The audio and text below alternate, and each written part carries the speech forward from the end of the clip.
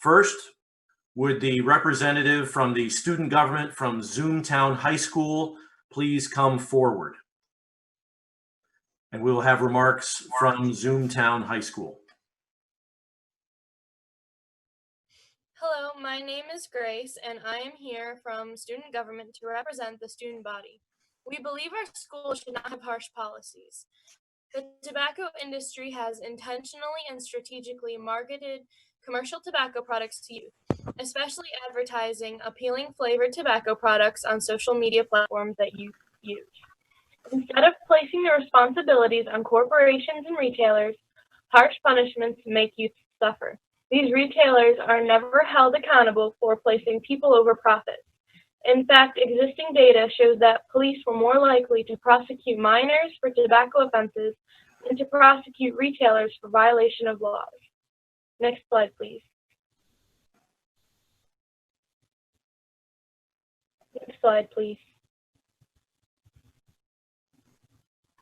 Studies have shown that focusing on punishment is likely to drive youth into a deeper secretive addiction and result in students avoiding detection, especially if the punishment is perceived as unfair. Penalizing youth can deter them from seeking support from trusted teachers and coaches to achieve recovery. Next slide, please. For decades, the tobacco industry has targeted young women and Black, Indigenous, LGBTQIA+ by marketing highly addictive and poisonous products, which in turn has resulted in addiction disparities among youth. Because the industry targets these youth, implementing harsh measures may result in the unequal treatment of students, in addition to carrying a higher burden of tobacco-related harm.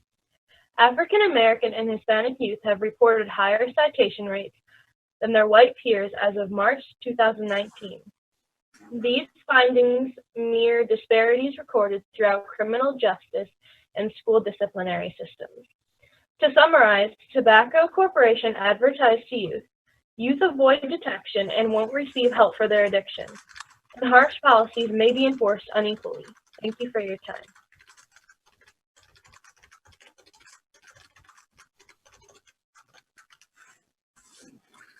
Okay, thank you very much, Grace, representing the student government of Zoomtown High School. At this time, I'll call on the representative from the Zoomtown Substance Use Prevention Coalition to give their remarks.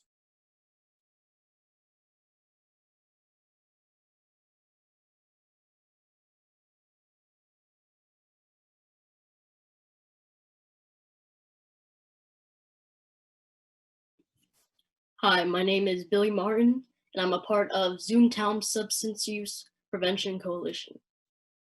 Next slide, please. Problems with punishment. Many kids are already addicted to nicotine, and punishment will only result in continued use.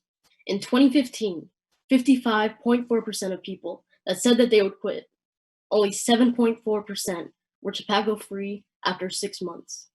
Next slide, please. Prevention of tobacco use in youth.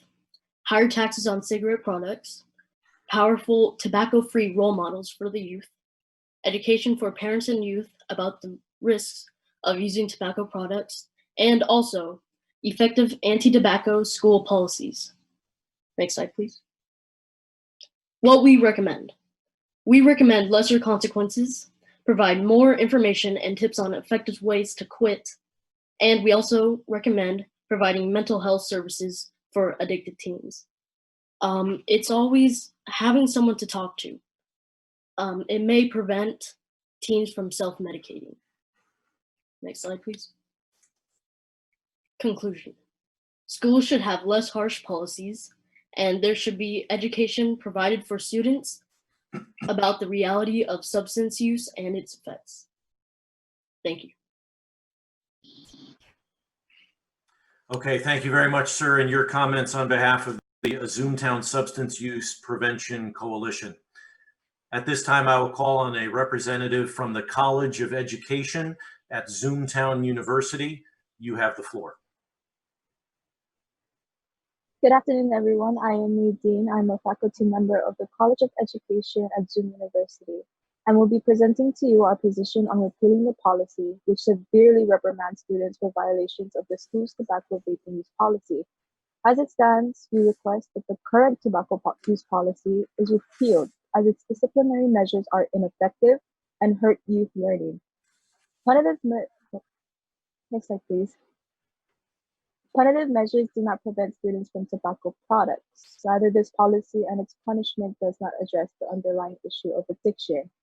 Research has shown that stress, isolation, and separation when a student is expelled or suspended can increase drug use. Tobacco products are seen as their stress relievers and are the most used in situations where they seek comfort compared to those who rather seek other ways, such as exercising or meditating. Next slide, please. We also sought that suspension pose damage on youth learning. This impact is measured in two ways: achievement and absence and/or attendance. High rates of suspensions are connected with lower scores and achievements. Research has shown there is a correlation between school discipline and the likelihood of dropping out, arrest, and incarceration. Out-of-school suspension especially has a negative effect on student achievement and learning. If the students are not in school, then they seek other ways to occupy themselves. Some may even resort to participating in disruptive behavior. It also has a negative effect on long-term achievements.